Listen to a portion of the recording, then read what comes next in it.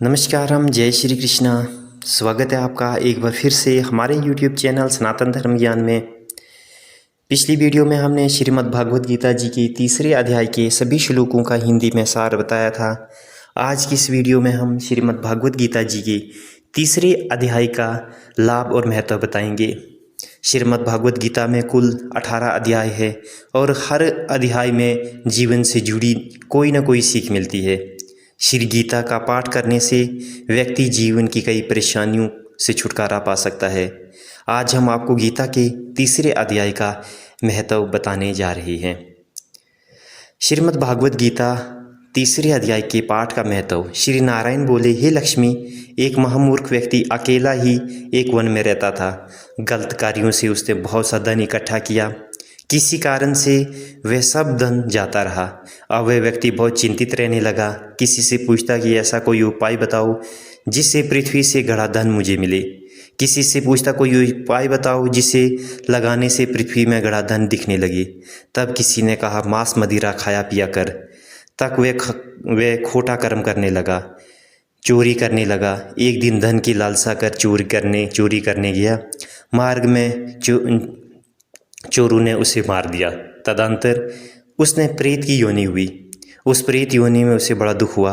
एक वट वृक्ष पर 7 दिन चिल्लाया करता कि कोई ऐसा भी है जो मुझे इस अधम देह से छुड़ावे। कुछ समय बाद उसकी पत्नी जो गर्भवती थी, उसने एक पुत्र को जन्म दिया। जब उसका पुत्र बड़ा हुआ तो एक दिन अपनी माता से उसने पूछा, मेरे पिता क्या व्यापार करता था और उसका देहांत किस प्रकार हुआ। तब उसकी माता ने बताया कि हे बेटा, तेरे पिता के पास बहुत धन था, वह सब यूं ही जाता रहा। वह धन के चले जाने से बहुत चिंतित रहने लगा। एक दिन धन की लालसा से चोरी करने लगा, लेकिन मार्ग में चोरों ने उन्हें मार डाला। तब बेटे ने कहा, हे माते, उनकी गति कराई थी। माता ने कहा, नहीं कराई। बेटे ने पूछा, हे माता, उनकी गति करानी चाहिए। माँ ने कहा, अच्छी बात है। तब वे पंडितों से पूछने लगा और जाकर प्रार्थना की कि हे स्वामी, मेरे पिता एक दिशा में जाकर मृत्यु को प्राप्त हुए, अतः उनका उद्धार किस तरह हो सकता है। पंडितों ने कहा, तू गया जी के जाकर उसकी गति करा, तब पितरों का उद्धार होगा। यह सुन वह अपनी माता की आज्ञा लेकर गया जी को गमन किया। प्रयागराज का दर्शन स्नान करके आगे को चला। रास्ते में एक वृक्ष के नीचे बैठ गया। वहाँ उसको बड़ा भय प्राप्त हुआ। वह वही वृक्ष था जहाँ उसका पिता प्रेत योनि प्राप्त हुआ था। उसी जगह चोरों ने उसको मारा था। तब उस बालक ने अपना गुरु मंत्र पढ़ा। उसका एक और नियम था, वह एक अध्याय श्री गीता जी का पाठ नित्य किया करता था।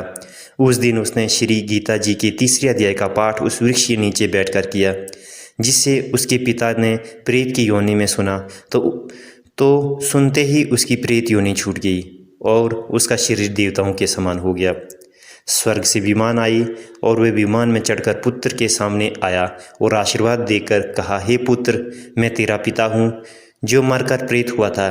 तेरे इस पाठ करने से मुझे देवताओं के समान शरीर मिला है।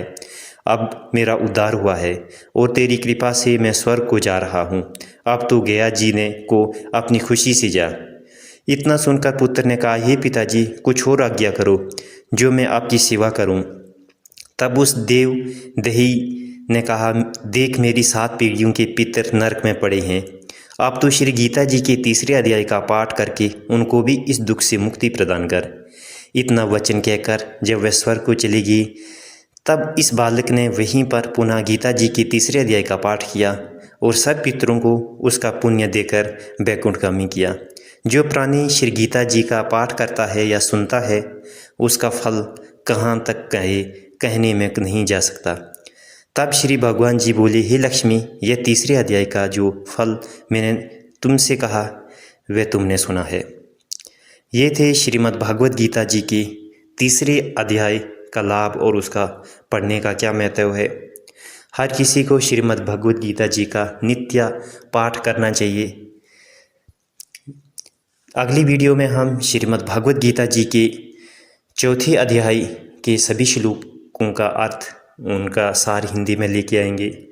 आप हमारे YouTube चैनल सनातन धर्म ज्ञान को सब्सक्राइब करें ताकि आने वाली वीडियो की नोटिफिकेशन आप तक सबसे पहले पहुंचे।